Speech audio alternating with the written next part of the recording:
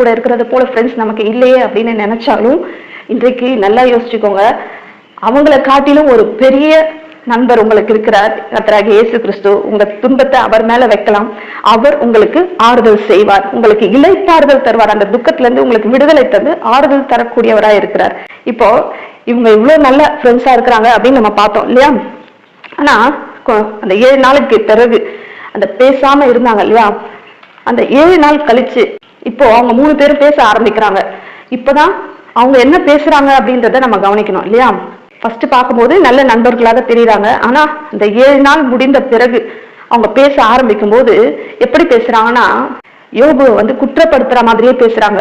நீ ஏதோ தவறு செஞ்சிருக்கிற, அதனாலதான் உனக்கு தேவன் இப்படி உன்னை தண்டிச்சிருக்கிறாரு, இந்த அளவுக்கு உனக்கு தண்டனை கிடைச்சிருக்கு, இந்த அளவுக்கு நீ வேதனைப்படுற, இந்த அளவுக்கு நீ இழப்புல இருக்கிறன்னு சொன்னா அதுக்கு நீ செய்த குற்றம் தான் காரணம். நீ ஏதோ துன்மார்க்கமா செஞ்சுட்ட, அதனாலதான் உனக்கு ஏற்பட்ட